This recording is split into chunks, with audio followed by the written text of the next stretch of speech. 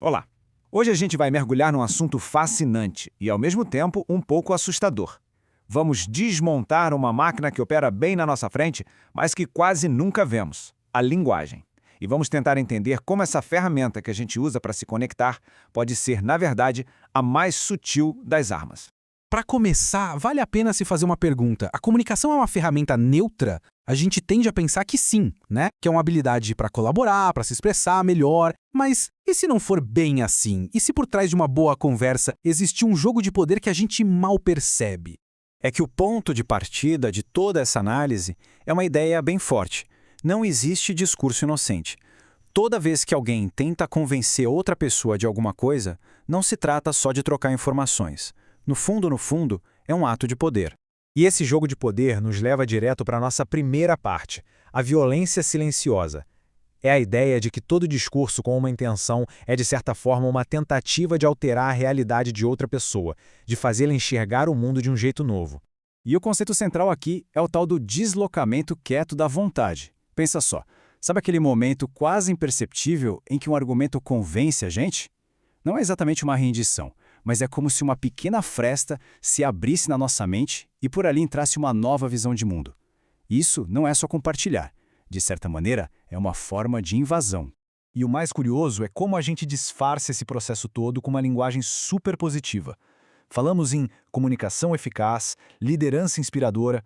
São termos que soam muito bem, parecem virtuosos, mas que, no fundo, podem acabar mascarando o fato de que persuadir é exercer poder sobre a percepção de alguém. Então, como é que essa máquina invisível funciona? Quais são as engrenagens dela? É o que a gente vai ver agora, analisando as principais ferramentas da persuasão. Os mecanismos que tornam o discurso algo tão poderoso. A primeira ferramenta, e talvez a mais fundamental de todas, é a narrativa. A realidade, a vida como ela é confusa, cheia de contradições, o verdadeiro emaranhado. O que a narrativa faz? Ela pega esse caos todo e transforma numa linha reta, com começo, meio e fim. Ela simplifica. E o ponto é, toda simplificação, por mais bem intencionada que seja, é uma forma de trair a complexidade do que é real. A segunda ferramenta é algo que a gente poderia chamar de sequestro emocional. Quem domina a persuasão sabe que não precisa vencer uma discussão lógica. O caminho é outro, é se comunicar com a parte do nosso cérebro que realmente toma as decisões. A alegria faz a gente se aproximar, a raiva nos dá uma sensação de justiça, o medo nos faz recuar. No fim das contas, são as emoções que transformam uma ideia abstrata num voto, numa compra ou até numa multidão nas ruas. Isso nos leva à ferramenta mais sofisticada de todas, que é um paradoxo fascinante. Em um mundo que parece cansado de discursos ensaiados, todo mundo busca o que é autêntico. Só tem um problema. A própria autenticidade virou uma performance. Parece até piada, não é? Um passo a passo para ser espontâneo. Mas é exatamente assim que a coisa funciona. A pessoa que quer parecer 100% honesta precisa ensaiar a falta de ensaio.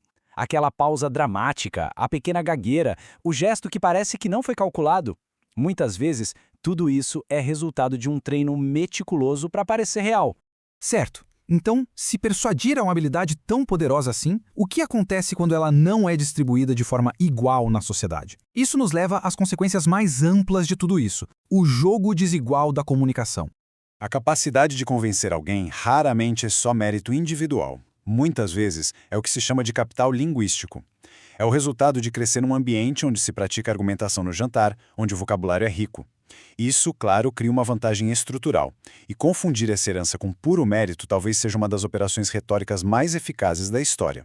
E o nosso ambiente digital de hoje em dia consegue piorar ainda mais esse jogo. A gente saiu de uma cultura que até valorizava argumentos complexos para uma que exige que a atenção seja capturada nos primeiros 3 segundos. Qualquer pensamento que precise de mais de 30 segundos para se desenvolver simplesmente se torna incompatível com as plataformas que a gente usa. E o que acontece com uma sociedade construída em cima de ganchos e indignação instantânea? Diante de tudo isso, que escolhas sobram? Se a inocência total não é uma opção, como é que a gente navega nesse mundo? E aqui a gente se depara com um dilema que é, para dizer o mínimo, brutal. De um lado, o lobo, aquele que aceita o jogo, aprende as técnicas e as usa para exercer poder.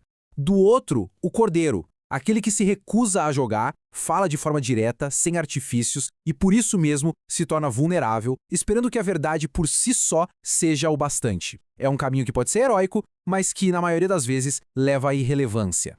Mas será que a escolha precisa ser só entre predador e presa? Talvez exista um terceiro caminho. Um caminho que não é o da inocência, mas sim o de um estado de alerta constante, de uma consciência crítica. E o ponto crucial é este: cultivar a suspeita como uma virtude. Mas calma, não é um ceticismo que paralisa. É mais uma autodefesa intelectual. É como ligar um filtro mental sempre que se ouve um político, se vê uma propaganda ou se lê uma manchete. É se perguntar: que narrativa está sendo construída aqui? Que emoção querem provocar em mim? A quem essa história serve?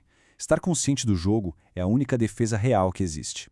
E tudo isso nos deixa com uma última pergunta, que fica martelando na cabeça. Se toda comunicação é, de alguma forma, uma performance, se a autenticidade pode ser ensaiada, e se não há como simplesmente sair do jogo, o que realmente significa ser uma pessoa honesta? A resposta não é nada simples, e talvez a própria busca por ela seja a coisa mais importante.